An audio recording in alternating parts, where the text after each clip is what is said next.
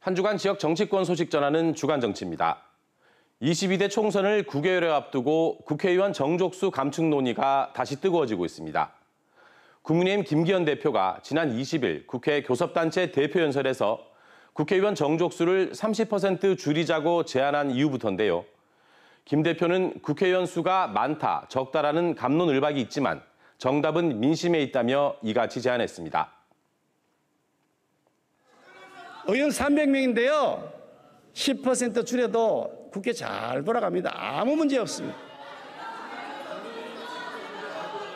엉뚱한 정쟁 유발하는 것, 포퓰리즘의 골마를 그 시간에 진짜 할 일 하면 됩니다.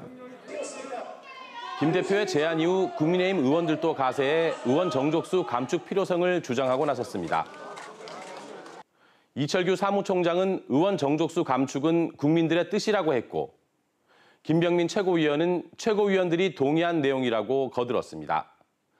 국민의힘은 의원 정족수 감축을 위한 구체적인 방안 검토에 착수한 것으로 알려졌습니다. 조만간 의원총회를 열어 당론으로 채택할 움직임도 보입니다.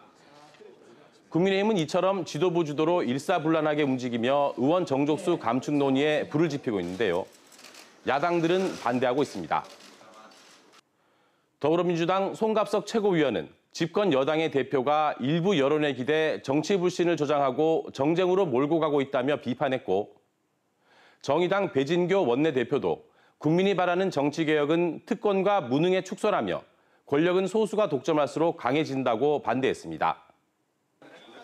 논의가 진행될수록 국민의힘 내부에서도 반대 목소리가 나올 것이라는 분석도 있습니다. 지역구를 줄이면 피해를 보는 현역 의원들이 생기기 때문이죠.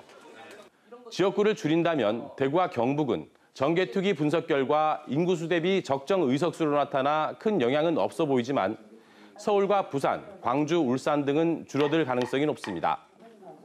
이 때문에 국민의힘에서는 비례대표를 줄이는 방안을 우선 검토하고 있는 것으로 알려졌습니다.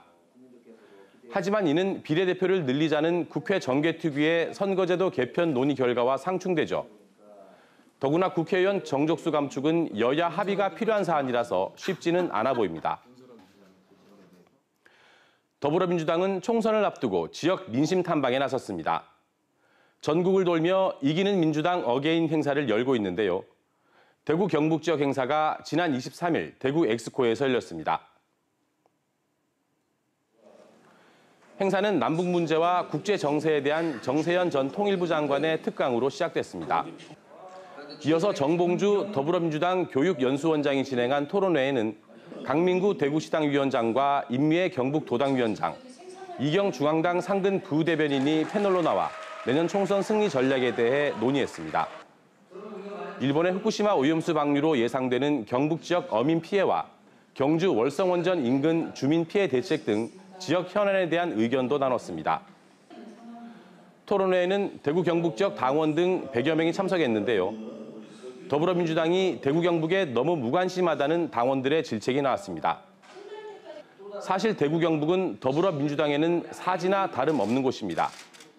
지난 20대 총선에서 김부겸 의원이 대구 수성갑에서 당선됐고, 공천에서 배제된 홍일학 의원이 대구 북구 을에서 무소속으로 당선된 것이 가장 큰 성과였죠. 김부겸 전 의원은 정계 은퇴를 선언했고, 홍일학 전 의원은 내년 총선에서 대구 북구을 출마설이 돌고 있습니다.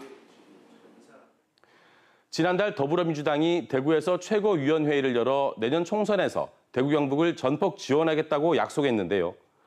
10달도 채 남지 않은 총선에서 더불어민주당이 대구 경북 표심을 어떻게 잡을지 궁금해집니다. 주간정치였습니다.